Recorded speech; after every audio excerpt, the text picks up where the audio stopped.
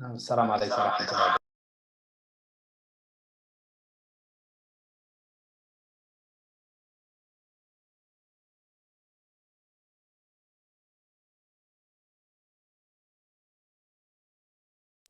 نعم، السلام عليكم ده شيخنا.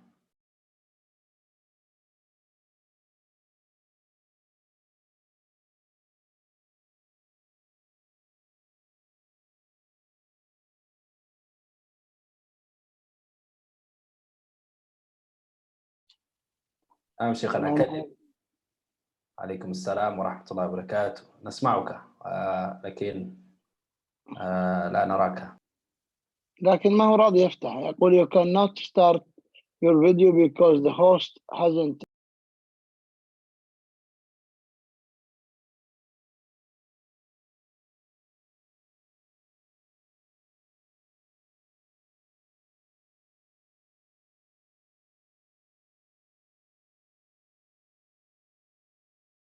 طيب جرب الآن. نعم الآن فتح. نعم ترون؟ طيب لحظة. نعم أراك. لحظة. طيب.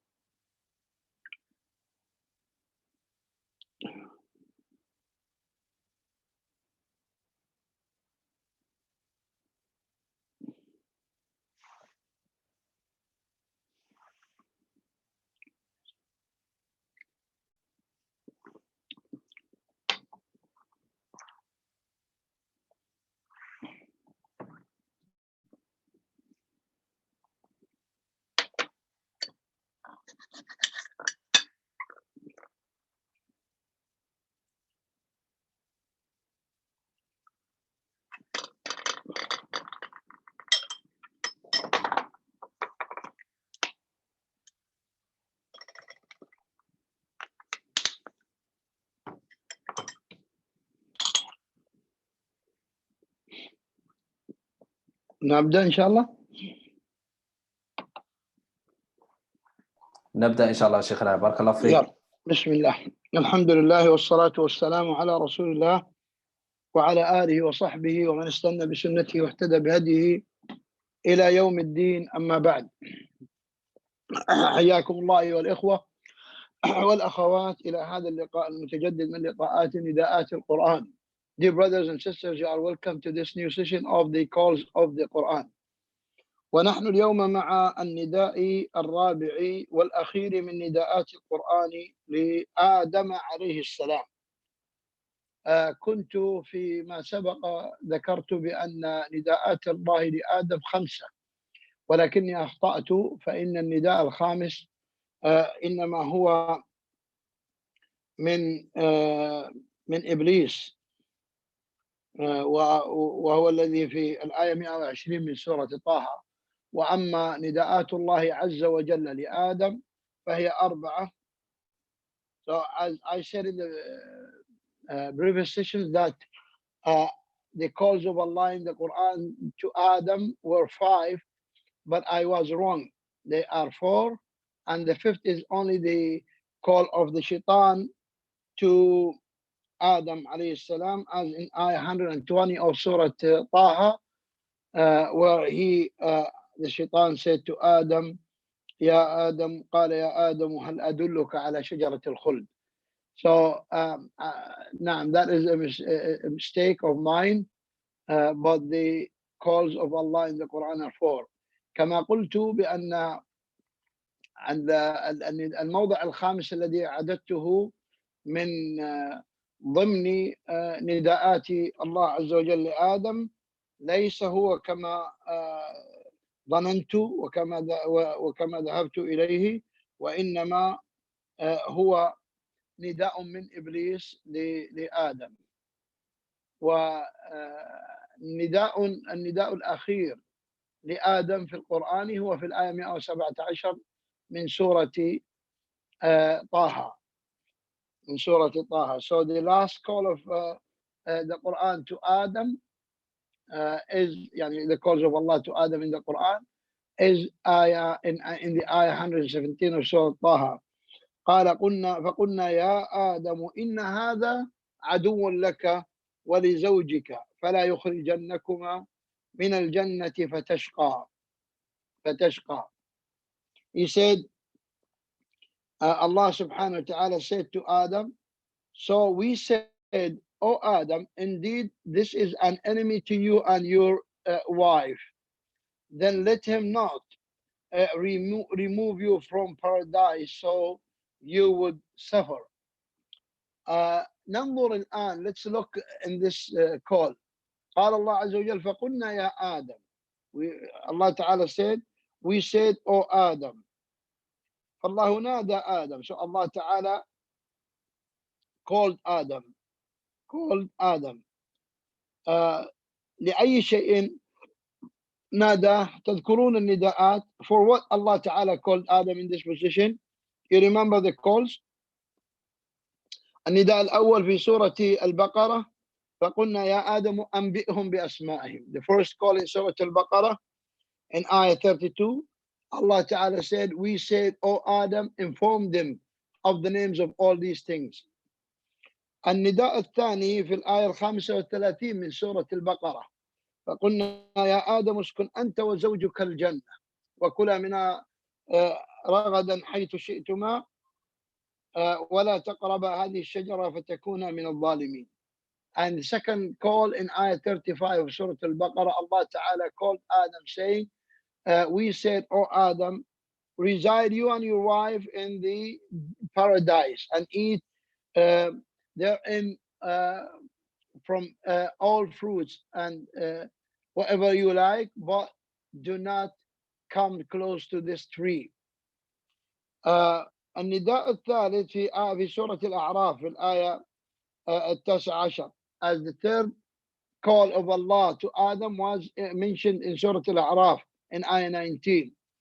قال تعالى ويا آدم اسكن أنت وزوجك الجنة فكلا من حيث شئتما ولا تقربا هذه الشجرة فتكونا من الظالمين.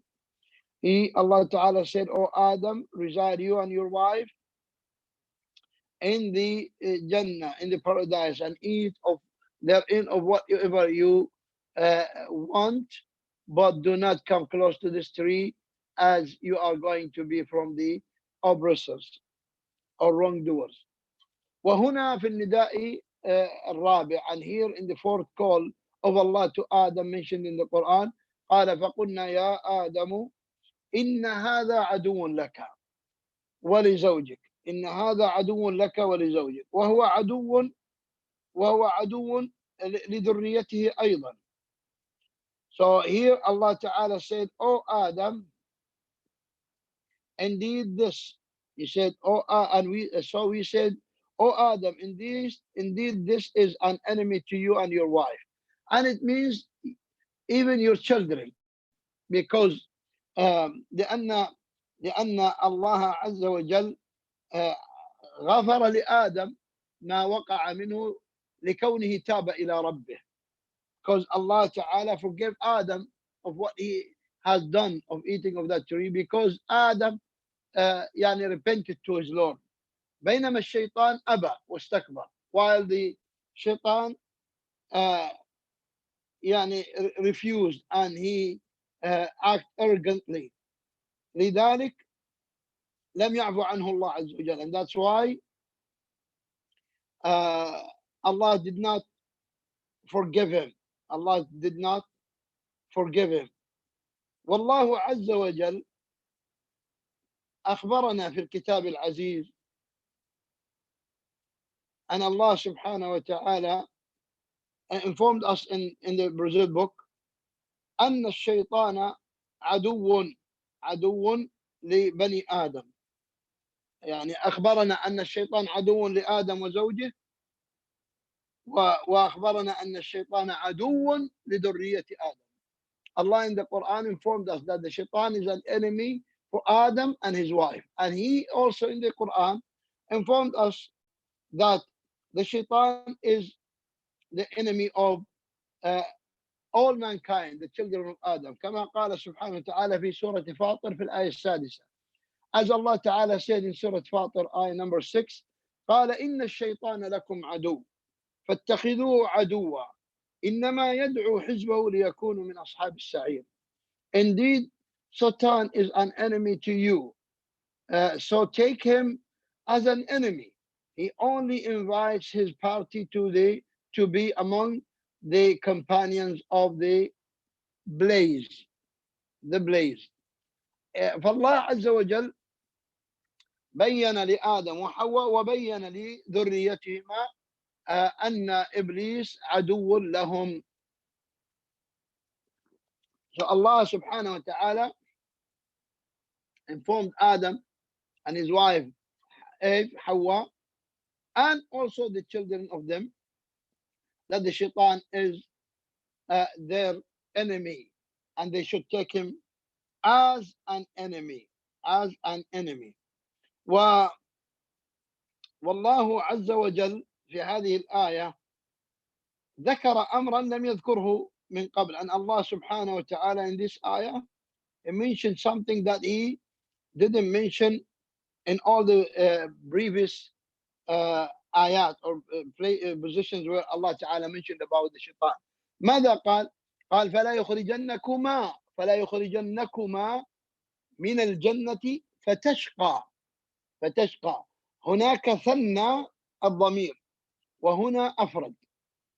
Allah ta'ala said, then let him not remove you from paradise. You here is dual, is two, as in Arabic. أخرجكما. That is a pronoun refers to two. أخرجكما Adam and Eve. أخرجكما آدم وحواء. ولكن الشقاء قال ماذا؟ قال أنت يا آدم تشقى. أنت يا آدم تشقى. You Adam will suffer.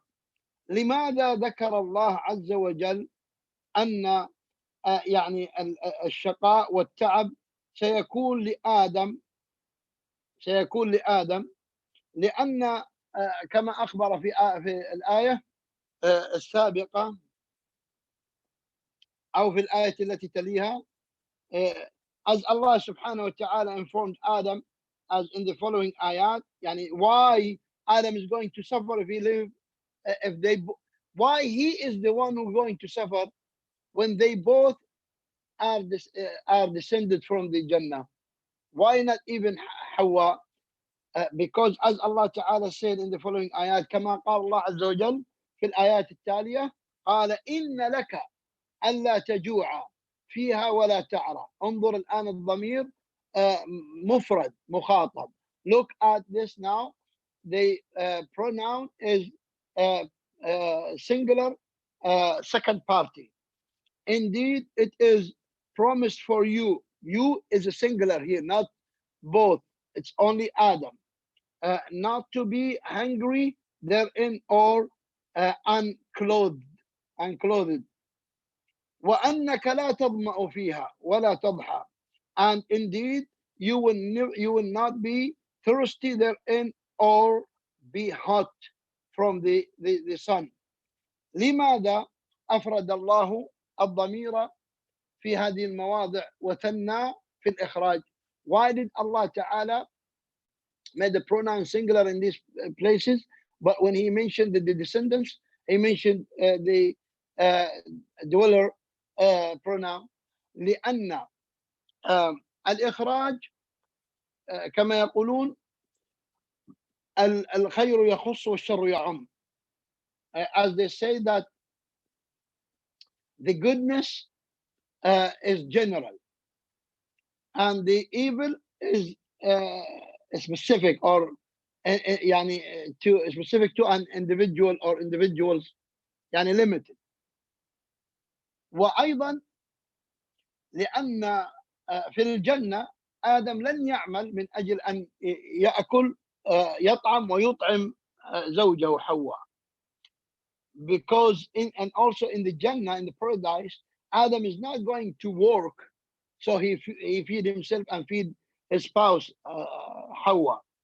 لا, لأن في الجنة ما تشتهيه يأتيك. Because in the Jannah, whatever you desire, it comes to you. بلا عمل ولا تعب, without any work, without any hardship. لكن في الدنيا لا, هناك تعب, لن يأتيك ما تريد إلا أن تسعى له. But in this worldly life, in the dunya, on the earth, now it's different situation. Nothing will come to you, but you have to go and chase it, go and work for it. وهذا مما كلف الله به الرجال دون النساء. And that of what Allah Ta'ala has made obligatory upon the men, not the women. كما قال الله عز وجل, as Allah subhanahu wa ta'ala said in Surah An-Nisa, بما فضل الله الرجال قوامون على النساء بما فضل الله بعضهم على بعض وبما أنفقوا من أموالهم. Men are in charge of women by right of what qualities Allah has given one over the other, and what they spend for maintenance from their wealth. يعني الرجال, so it means the men. إذا الرجل في الدنيا لابد أن يذهب يعمل ويكسب ويطعم أهله. ولذلك في الحديث, so the man in dunya has to go work and earn and feed his family. And that's why in the hadith, في الحديث النبي صلى الله عليه وسلم يوصي الرجال فيقول حق المرأة على زوجها أن يطعمها مما يطعم وأن يكسوها مما يعني وأن يكسوها مما يكتسي أو يكسو نفسه. As in the hadith, the Prophet ﷺ said that the right of the wife of one of you is that you feed her from the same food, same quality of food that you feed yourself, and you dress her from the same quality of clothing that you clothe yourself. هذا ما أذن ربنا عز وجل لنا بإدراكه وطرحه. أسأل الله بمنه وكرمه أن يرزقنا في ذلك الإخلاص له، وأن يجعل ذلك سببا في زيادة إيماننا وعلمنا وتقوانا، وأن يجعله رفعة لدرجاتنا عنده، وأن يجعله سببا في كسبنا رضاء ربنا عز وجل. والله أعلم، وصلى الله على نبينا محمد وعلى آله وصحبه. أحسن الله إليكم شيخنا وبارك الله فيك. هناك أسئلة. The first question from YouTube. السلام عليكم ورحمة الله وبركاته. أحسن عليكم شيخنا. When an intermediate fixed student sees different views, is it permissible for him to choose between them with this limited knowledge, or must he follow one teacher in every issue? طيب. And the people are of two types: عالم, or يعني عالم which is mujtahid, or lesser than him. Or let me categorize it, as the ulama say, in three categories. A alim who's a mujtahid, who has all the tools to يعني get into the verdicts and extract the rulings. Right? And this is very rare amongst the ummah. Very rare amongst the ummah. Right. The second is a student of knowledge, maybe advanced student, maybe beginner, but he's a student of knowledge. Now, this student of knowledge is as his ability. If he is able to look into the opinions of the scholars, compare each opinion to the evidences, and go with one which he thinks that more accurate to the evidence, that's his role. So the alim must not imitate يعني another alim if he knows the proofs and evidences, which maybe يعني gives a different ruling for the same subject than the other alim. So if a alim, not me of course, a alim, I'm not from that level. A alim يعني for example Shaykh Ibn Baz and Shaykh Albani, they have an issue. Let's take any issue. For example, the issue of holding the hands on the chest after raising from ruku'. Shaykh Albani, he searched all the ahadith and he came to the understanding or the opinion that says after raising from ruku' you let your hands down, not on the chest. Shaykh Ibn Baz studied the hadith and he came with the understanding that holding is the right position. Now, neither one should follow the other or imitate the other, because everyone has the means to work out the verdict and the ruling, and each one is on a reward, whether one reward or double reward, single or double, based on who adhered the truth, because the truth is only one. The truth is only one, okay? But one of them has adhered the truth or admit the truth, so he will get double, and the other did his best, but he will get one reward because he did not match the truth. The students of knowledge, that they cannot look into the evidences and do their best on the evidences. They look into the opinions of the scholars, compare them based on their level. Again, based on their level. The advanced students of knowledge, they look into the opinion of the scholar or the opinions of the scholars, and review and do a study to the evidences of this scholar, and then what they come to absorb. Like, for example, scholar A adhered the evidences and proofs more than the other. Then he goes with this, meaning he does not just follow one scholar. He follows the one who adhere the proofs and evidences. Now the student of knowledge who's a beginner, or to be honest, like most of the students of knowledge today, do not have this qualification to look into the opinions of the scholars and and study their evidences to see which one more appropriate to the proofs. Most of the students are not capable to. There are some, but very rare. Okay. Now, lesser than this level is the level which we can call it the layman people. Maybe they are students of knowledge, but they are still laymen, advanced layman people. Now, these ones, what should they do? They should look into the scholars, and who of the scholars they feel more upon knowledge and upon taqwa, then they stick to his opinion, except if the opinion came from the scholar that he follows, and the hadith is found with other scholars. Hadith of Rasulullah is found from with other scholars.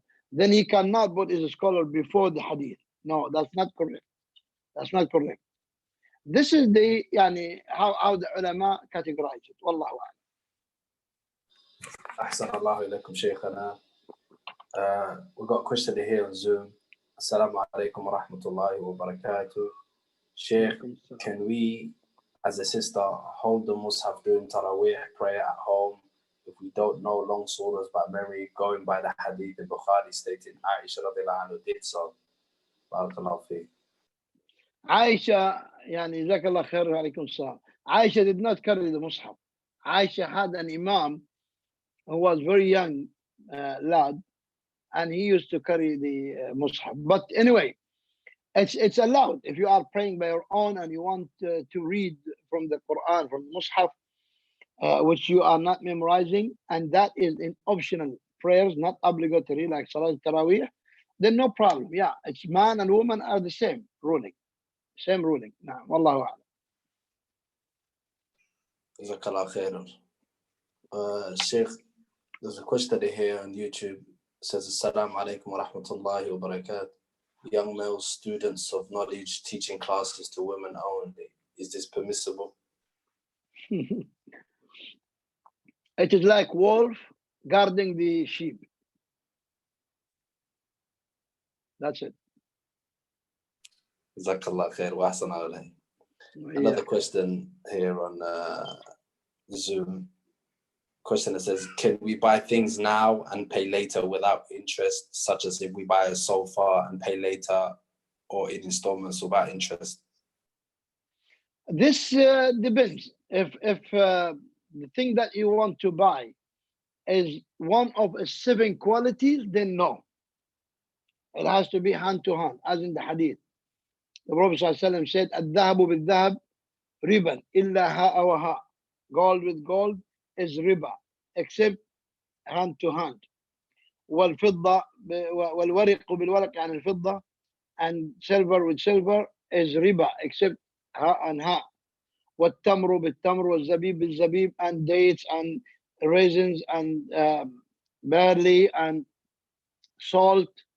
Yani 7 qualities the Prophet ﷺ mentioned that is not allowed to be taken and paid later. But it has to be in the same sitting. Same sitting. But other than that, as the Prophet ﷺ said, فإذا اختلفت يعني بيعوا كيف شئتم. Yani if it is other than the 7, yani you want to buy oil, cooking oil, and you pay later, no problem. You want to buy يعني a mattress or a pillow or يعني furniture or kitchen stuff, no problem. No problem if you take it and pay later. نعم والله أعلم. Jazakallah khair, Shaykhana. Question here says, expiation for not making up missed fast due to menstruation from the previous Ramadan and the next Ramadan has approached. I've read that one must fast and feed a poor person for each day. Jazakallah khair. It depends. Why didn't you make the expiation? Why didn't you make those days up? If you did not make them because right after Ramadan, or in Ramadan, after you got free of menses, you got pregnant, and then after Ramadan you couldn't fast because of your pregnancy, then you don't have to. In this case, you only have to make those days after you give birth. Why? Because during Ramadan you were not pregnant, you had menses, but right after menses you got pregnant, whether in Ramadan or right after Ramadan, you got pregnant, and then you could not fast because of your pregnancy. And you may have given birth that before Ramadan, next following Ramadan, but you were busy with breastfeeding, you could not fast. Then you wait until you are able, even after the coming Ramadan, and you fast, only fast. Also, if you had menses in Ramadan and you intended to fast after Ramadan, but after Ramadan you got ill and you went on treatment until the next Ramadan approached, then you don't need to do anything but wait until after Ramadan when you are good in health, you make those days up. There is there's an opinion say that if you miss, or if you did not make the days you didn't fast in Ramadan until next Ramadan comes, then you have to feed a needy for each day plus fasting that day after Ramadan. This opinion is for those who delay due to laziness, not due to valid reasons like sickness or pregnancy. That is a valid reason. No? But if you left it saying next month until Ramadan comes, then no, you are the cause for that. You have to, according to majority of the scholars, you have to fast and pay the compensation or exhibition, which is feeding a needy for each day. Feeding, not giving him money. Feeding him. Now, wallahu a'lam. Ahsan alayk, Shaykh. Like another question here in Zoom by a sister. She says, can I make hijrah to a Muslim land from UK even if my mother doesn't want me to? Wallahi, the issue of hijrah we spoke about many times. Today, how are you going to make hijrah? You're going to go to any Muslim country with your passport of that non-Muslim country. So you are still linked. You are still related. You're going to go to the embassy. You're going to go back to this country. You're going to, it's not quite real hijrah. Unless if you are originally from a Muslim land and you leave the passport of that non-Muslim land, go back to your Muslim country and get their passport and stay there. That is then hijrah, which is the reward of it is high, and according to the hadith, it is obligatory. But if it is not this situation, not this scenario, then it's not hijrah. You better stay with your mom, serve your mom and help her, and at the same time do your best to learn about Islam, to exercise the duties of Islam, and to help in spreading Islam, and to resemble Islam positively and in a nice way. Wallahu a'lam. Ahsan Allahu ilaykum, Shaykh. I have another question here from YouTube. My brother says, how to get rid of waswas regarding purity. I continuously am getting whispers regarding if I am clean after I completed wudu. Can you please advise on this? Barakallahu fiik, Shaykh. The remedy of waswas is ignoring it. That's only remedy. No psychiatrist, no raqi, no one can do anything to you in regard to waswas. The only raqi, if you do ruqya, inshallah it helps. But again, even psychiatrists, maybe they give you some medication. But the real strong remedy of it is you in your hand. When you ignore it, do not go back to it. Do not do what the waswas tells you to do. Oh, you didn't wash your hand. After you finished, you washed your feet. Oh, you didn't wash your hand. Don't listen. Say, I did. I will tell you here a story of a scholar who had waswas in regard to purity in toilet. Every time he used to go to the toilet and especially passing urine, and he makes wudu or he cleans and goes out, once you clean with water, definitely your underwear will have some wetness, and it become wet. So the waswas used to come to him and say, oh, this is drops of urine. Allah Ta'ala guided him to an idea or a way of remedy. What he used to do, once he is still in the toilet, in sitting position, finished, cleaned his private part with water, then he takes one handful of water and threw it on his underwear.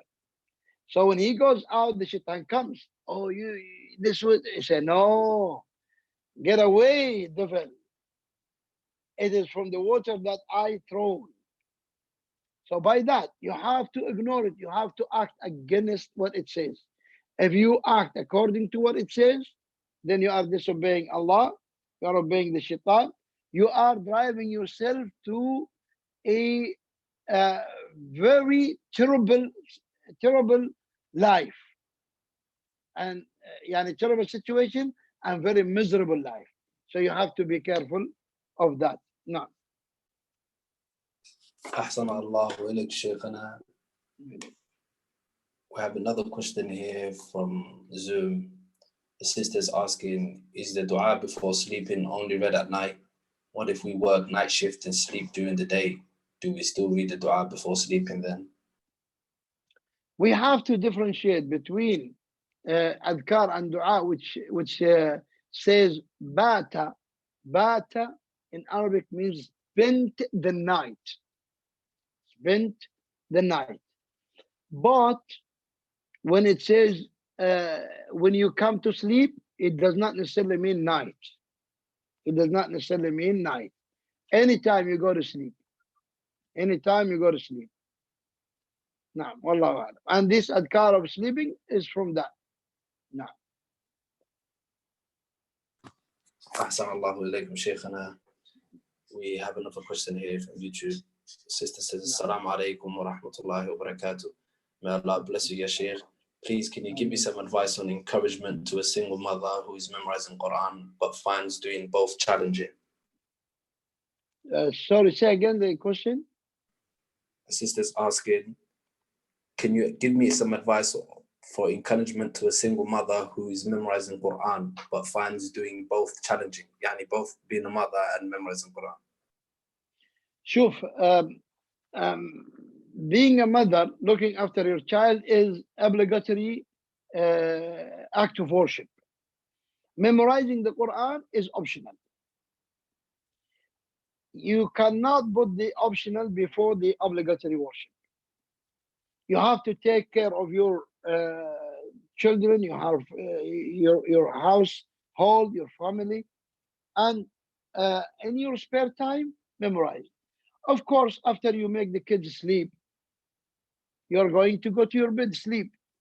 I advise you here, take an ayah or two, say I want to memorize, for example, Surah Amma. Take one or two or three ayat at least, or maximum. It depends on your, people are different in how much they can memorize. And while you are on your bed, repeat it until you fall asleep. You become in the morning, bi'idhnillah, memorizing this one or two or three ayat. And do that in the morning after the kids. When you wake up for Salatul Fajr and the kids are still sleeping, you pray Fajr, you do your adhkar, repeat those three ayat or two ayat or one ayat as much as you can. And when they go to school, you still have some time. Even if you say that I want to rest so I can wake up late in the morning so to cook for them. Okay. When you go to bed and after they go to school, you want to go to bed, same thing. Read. And by that, inshallah, you can memorize. And Allah Ta'ala said, وَاتَّقُوا اللَّهَ وَيُعَلِّمُكُمُ اللَّهِ. Fear Allah and Allah will give you knowledge. Wallahu a'lam. أحسن الله إليك شيخنا. The question is asking here, a brother from Zoom. Assalamu alaikum, Shaykh. May Allah reward you with good. Is it acceptable for one to only follow Saudi and his country inciting the crescent for Ramadan? Jazakallahu khair. It depends. If you are in a country where they don't cite moon of Ramadan and Saudi cite the moon, then yes, of course, you follow the one who cite the moon. If the country which you are in are